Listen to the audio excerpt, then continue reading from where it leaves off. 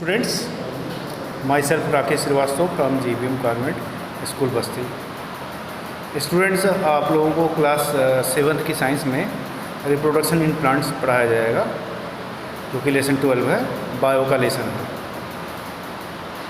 तो चूँकि लेसन 11 तक आपका फिनिश हो चुका है, लेसन 12 मुझे शुरू करना है। हालांकि पिछले टर्न पे मैंने वॉइस मैसेज के द्वारा रिप्रोडक्शन बताया था, क्या होता है रिप्रोडक्शन और क्यों ज़रूरी है, वही बताया था आपको। रिप्रोडक्शन वह प्रोसेस है, वह लाइफ प्रोसेस है जिसमें लिविंग बीइंग अपनी जैसी ही संतान उत्पन्न करती है, यानी अपने जैसे ही संतान उत्पन्न करने की प्रोसेस को रिप्रोडक्शन कहते हैं।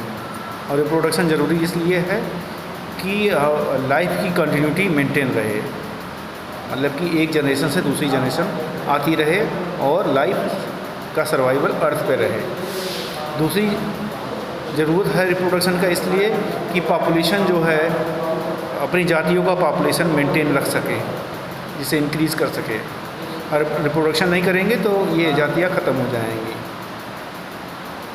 और इसके लिए भी ज़रूरी है कि हमेशा कुछ ना कुछ विकास जो होता है मानव जाति का या जितने लिविंग बीइंग का है, तो रिप्रोडक्शन होगा तो वेरिएशन होगा जातियों में और धीरे धीरे लिविंग बीइंग का विकास होगा, एवोल्यूशन होगा।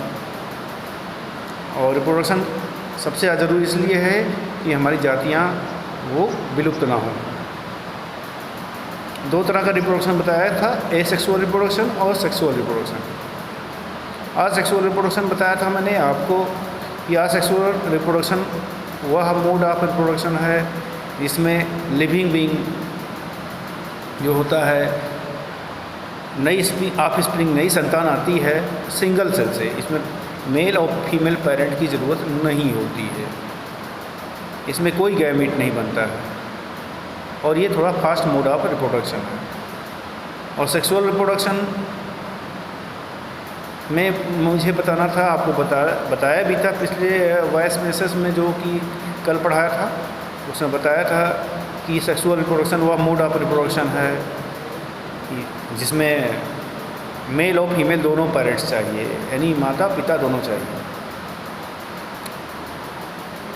मेल पेरेंट से उसके रिप्रोडक्टिव ऑर्गन से जो रिप्रोडक्टिव सेल निकलती है उसको मेल गैमेट कहते हैं, और फीमेल पेरेंट्स से जो रिप्रोडक्टिव सेल निकलती है उसको बोलते हैं फीमेल गैमेट।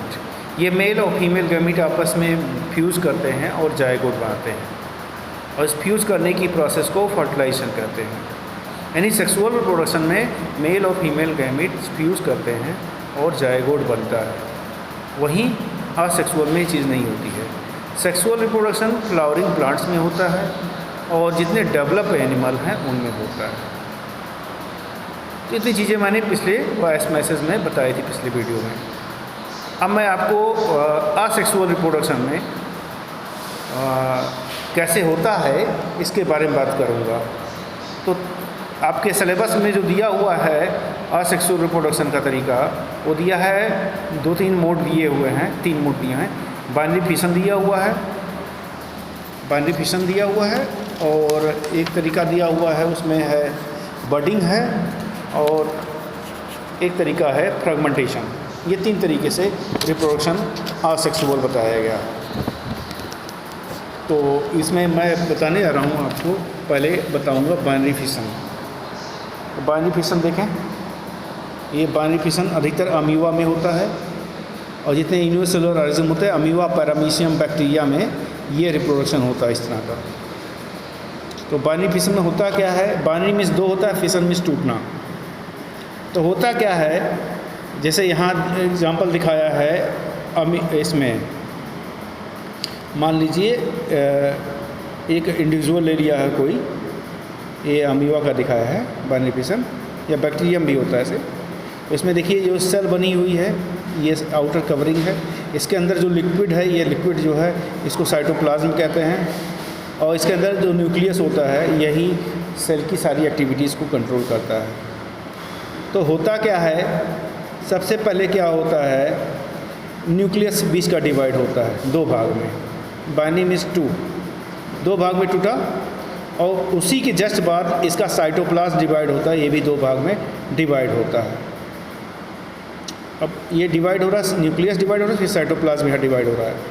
और जब डिवाइड होता है सेम टाइम पे बीच से जो है सेल मेम्ब्रेन जो है ये अंदर की तरफ कांटेक्ट करती है, कांटेक्ट करके बीच में एक दीवार बन जाती है यहाँ बीच में, और आधा न्यूक्लियस आधा साइटोप्लाज्म इधर चला जाता है, आधा न्यूक्लियस आधा साइटोप्लाज्म इधर चला जाता है। और एक जो पेरेंट है उस पेरेंट से 2 डॉटर सेल्स बन जाती हैं। इस तरह से 1 से 2 बन गया, चूँकि 1 से 2 बना इसलिए मेथड, और टूट के बना इसलिए इस मेथड को बाइनरी फिशन कहते हैं। फिशन मीन्स टूटना और बाइनरी मीन्स टूट। तो बैक्टीरिया और अमीबा और अदर्स यूनिसेलुलर ऑर्गेनिज्म में ऐसे ही रिप्रोडक्शन होता है।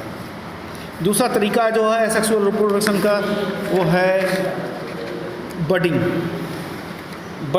बडिंग में क्या होता है, बडिंग अधिकतर ईस्ट वगैरह में होता है। और ईस्ट में क्या होता है, ईस्ट एक सेल का ऑर्गेनिज्म होता है और ये हाइड्रा नाम का एक ऑर्गेनिज्म होता है, उस पर भी होता है।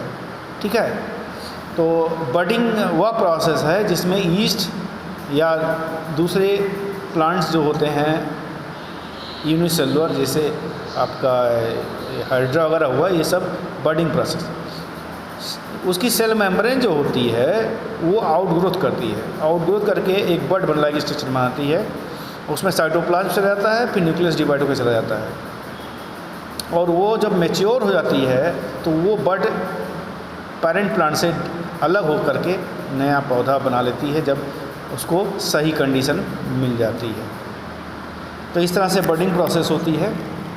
और बडिंग के बाद मैं कल जो बताऊंगा आपको फ्रेगमेंटेशन बताऊंगा और दूसरे टाइप ऑफ रिप्रोडक्शन बताऊंगा। तो आज मैंने आपको जो बताई वो बताया मैंने, सेक्सुअल और असेक्सुअल रिप्रोडक्शन क्या होता है, बाइनरी फिशन क्या होता है बताया, असेक्सुअल मोड है, और आपको बताया बडिंग क्या होती है। तो ये 3 तरीके बताए, इतना आप पूरा कर लेंगे तो आपको वर्क क्या है, वर्क ये है कि आपको सेक्सुअल रिप्रोडक्शन और असेक्सुअल रिप्रोडक्शन के बारे में लिखना है और रिप्रोडक्शन की हेडिंग के बारे में लिखना है, जो कि कल मैंने वॉइस मैसेज में भेजा था।